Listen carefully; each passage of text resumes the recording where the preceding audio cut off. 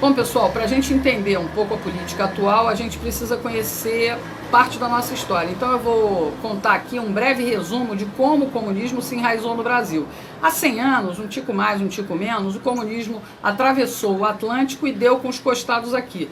Atingiu em cheio intelectuais como Jorge Amado, Graciliano Ramos, Mário de Andrade, Pagu, Portinari, Carlos Drummond de Andrade, Oscar Niemeyer, o arquiteto, Tarsila do Amaral e o psiquiatra Osório César. Ah, pessoal, essa lista é enorme.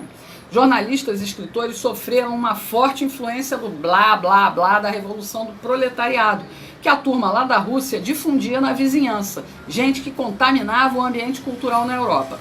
Aqui a gente só macaqueava esses intelectuais. Os anos 20 foram frenéticos e a primeira ação concreta de difusão dessas ideias veio com a Semana de Arte Moderna de 1922. Revolução estética na literatura, artes plásticas, música com Villa-Lobos, arquitetura com Niemeyer e psiquiatria. Os modernistas diziam que o Brasil precisava ter identidade própria nas artes. O negócio era romper com os clássicos. Claro, isso tudo trouxe mudanças comportamentais. Mas a elite quatrocentona paulista que adotava os ideais esquerdistas jamais se recusou ao doce sabor do capitalismo. Esse caldeirão cultural reverberava nos meios políticos e anunciava o fim da República Velha. As oligarquias paulista e mineira que se revezavam no poder desde o golpe contra o Império para a proclamação da República. Eles enfrentaram diversos movimentos revolucionários, como a Guerra de Canudos, no Nordeste, contestado no Sul, as revoltas da chibata e da vacina no Rio de Janeiro, e os anarquistas e comunistas começavam a fazer barulho em São Paulo. Em 1922 também, aqueles artistas intelectuais se filiaram ao PCB, Partido Comunista do Brasil. Em 1929, a Bolsa de Valores de Nova York quebrou, justo quando o mundo mal se recuperava da Primeira Guerra Mundial. A economia do Brasil, essencialmente agrícola, foi para o ralo. Os preços despencaram, o café, nosso maior produto de exportação, encalhou nas fazendas. O povo, especialmente imigrantes que substituíam escravos, deixaram o campo em busca de novas oportunidades. A indústria paulista estava só começando. História é uma coisa fantástica, pessoal. Essa turbulência atingiu o exército. O movimento tenentista queria mudanças e, liderado por Getúlio Vargas, derrubou a República Velha. Entre um levante ali e outro aqui, as forças militares que apoiavam o tenente Getúlio Vargas prevaleceram. De 1930 até 1945, vivemos a ditadura Vargas, período violento dos governos militares. Getúlio era carismático, populista e mão de ferro. Copiou políticas sociais implantadas por dois importantes líderes europeus. A mão do Estado instituiu o controle social. A CLT, consolidação das leis trabalhistas, foi copiada da Carta do Lavoro, do Mussolini. Ganhamos a classe trabalhadora e os sindicatos. Deu no que deu décadas depois. Do Hitler, o Getúlio copiou o controle da cultura e da comunicação. O DIP, Departamento de Imprensa e Propaganda, ditava o que a imprensa podia e não podia falar.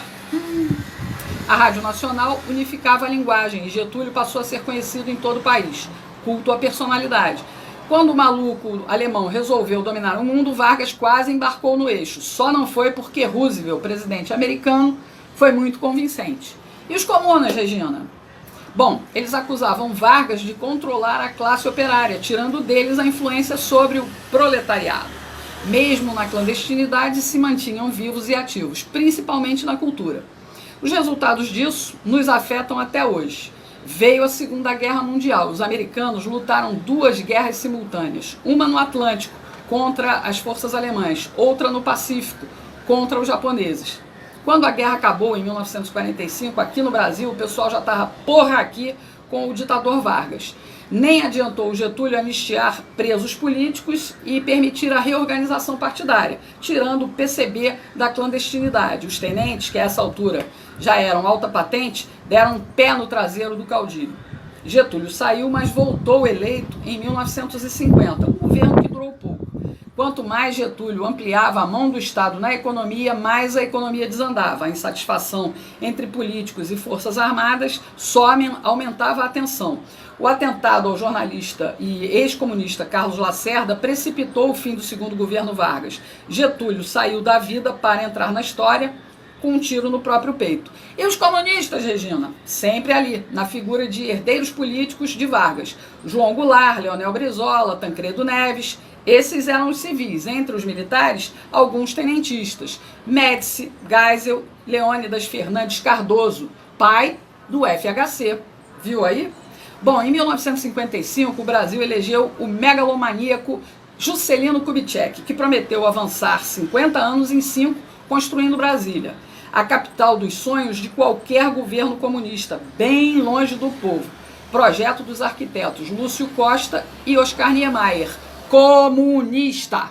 JK foi um dos governos mais corruptos da história. Foi aí que as empreiteiras começaram a festa com o governo federal. Brasília ficou pronta e deixou uma cratera nas contas públicas. Então, os eleitores caíram no conto do aloprado Jânio Quadros. O cara fez campanha como conservador e anticomunista. E quando assumiu, medalhou logo o assassino Che Guevara e estreitou relações com a União Soviética. Sem apoio no Congresso e sem povo em Brasília, Jânio renunciou. E os comunistas, Regina? Bom, eles são como coronavírus. Se a gente não ficar atento, se contamina. João Goulart entrou para a política pelas mãos de Getúlio Vargas, de quem foi ministro do Trabalho no segundo governo. Jango assumiu a presidência querendo mais Estado na economia. Queria até desapropriar empresas estrangeiras. Apostou no apoio de sargentos, cabos e soldados para dar um golpe de Estado à esquerda, como fez o Chaves. Quer saber o nome de um deputado federal da Frente Parlamentar Nacionalista que apoiava tudo isso? Quer saber? João Agripino Doria Neto. Papai Doria era comunista. Então, apesar de preocupados, os oficiais generais só acompanhavam a parada de longe, até a classe média ir para as ruas e impedir que a gente virasse Cuba. Havia insubordinação nas Forças Armadas e o Marechal Castelo Branco ficou #chateado. Os católicos conservadores e anticomunistas, pessoal, antigamente não tinha essa história de Frei Beto, teologia da libertação, comunidade eclesial de base, tinha não. A marcha da família com Deus pela liberdade acendeu o pavio que mandou o Jango para o espaço. Um general lá de Minas até saiu com as tropas disposto a pegar o Jango no tapa. Dizem que o Jango era meio cagão, sabe? Então, por isso ele disse logo, eu vou pular fora para que eu não cause a morte de ninguém. Brizola ficou pé da vida. O cargo de presidente ficou vago por poucos dias. Os deputados acabaram elegendo o Marechal Castelo Branco para presidente.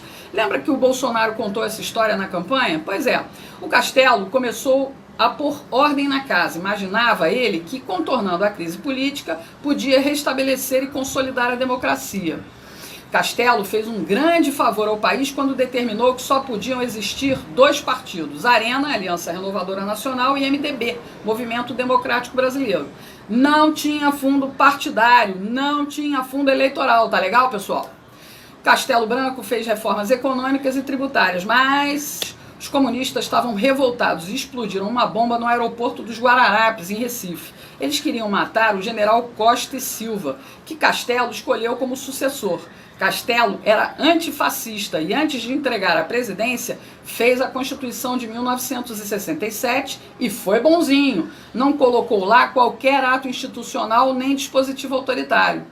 Costa e Silva, ao contrário, tinha um viés mais autoritário e endureceu o governo. Fez isso porque os comunistas estavam tocando terror no Brasil. Queriam derrubar o governo na amarra para transformar isso aqui numa ditadura do proletariado. Os caras eram violentos.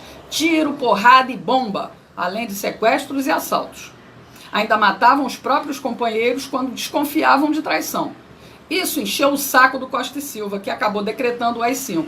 Ele fechou o Congresso Nacional, cassou mandatos, inclusive o pai do Dória, e reprimiu legal os comunistas. Costa e Silva teve um AVC e não terminou o mandato. Uma junta militar indicou o general Médici para o cargo. Apesar de ter sido o período de maior repressão aos terroristas, com prisão e enfrentamento tático de guerrilha, que matou um monte de comunistas, Médici reabriu o Congresso e não cassou ninguém. Dá para desconfiar, não dá não? No início da década de 70, o mundo fervia na área cultural. A partir das ruas de Paris, tomadas pelos estudantes em maio de 1968, houve uma revolução social global, uma inversão de valores morais. Ruptura política entre conservadores e liberais e econômica entre comunismo e capitalismo. Cortina de ferro dividindo o mundo. O Brasil tinha censura, mas não impedia festivais de música, não impedia a criatividade. Chico, Caetano, Gil e muitos outros ganharam fama e muito dinheiro nessa época. E as universidades já estavam a todo vapor. Todo vapor mesmo, pessoal. A maconha já rolava nos campos. Uma abelha me contou que foi uma ideia, uma tática do general Golbery Couto e Silva. Ele achava que deixando os universitários fumando maconha ia afastar eles do terrorismo. E a gente viu no que deu. A droga saiu dos meios acadêmicos e foi disseminada entre as famílias mais pobres nas favelas. A origem da criminalidade forte está aí, ó. Médici queria é que as coisas se acalmassem para a esquerda assumir sem violência. Enquanto isso, a juventude classe média ficava sendo catequizada por professores esquerdistas. Os militares criaram tantas estatais nessa época, pessoal, que fizeram um milagre econômico, que mexeu com o consumo dos brasileiros. Muita gente comprou, então, TV, geladeira, carro e até casa própria, através do BNH, Banco Nacional de Habitação. Minha Casa Minha Vida, pessoal, perto dos imóveis de antigamente, é tudo barraco, da pior espécie, é tapera. O Médici levou fama de carrasco porque a comunistada estava no exílio e não suportava ver o desenvolvimento do país, ainda que fosse sob controle estatal. Os comunas que ficaram aqui peitaram o governo com ataques violentos de guerrilha. Médici pretendia resolver tudo e devolver para os civis, mas comunista é uma raça desgraçada. Médici indicou Geisel, que foi tenentista como ele. Os dois, inclusive, apoiaram a posse do Jango. Esse pessoal Oliva é muito azeitado, não é mesmo? Geisel foi eleito pelo Colégio Eleitoral do Congresso e o alemão foi quem deu início ao processo de abertura política. Ele sabia que a mídia, a cultura e o ensino já estavam esquerdizados, então a transição ia ser fácil.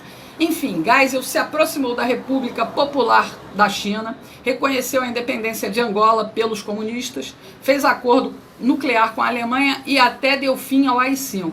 Por tudo isso, ele bateu de frente com oficiais linha dura, que não queriam de maneira nenhuma devolver o país nas mãos dos comunistas. Geisel venceu a queda de braço e impôs João Figueiredo como sucessor. Ele sabia que Figueiredo só queria cuidar de cavalo e cumpriria a ordem de fazer a abertura ampla, geral e restrita. Com tudo pronto, foi só os comunistas do exílio voltarem. A esquerda no poder seria facilmente o próximo passo, mas de forma lenta e gradual, para que a gente nem sentisse tanto. Enquanto isso, o maior pelego de todos os tempos estava sendo gestado lá no sindicalismo. Nossa esquerda aprendeu a agir sem tanta pressa. Aturamos o Sarney, pessoal, por 5 longos anos, em troca de uma Constituição social-democrata, nome bonito para esconder a ação nefasta da esquerda comunista. Na cultura, a música brasileira já apresentava os resultados dessa esquerdização, definhando em conteúdo e em qualidade. O ensino foi banalizado e nos transformou em idiotas úteis. A imprensa e a televisão foram nos reeducando. Sem perceber, fomos renegando a família, a pátria e Deus. Tudo em nome de justiça social. Bem devagarinho, para que a gente não sentisse nada e não tivesse forças para reagir.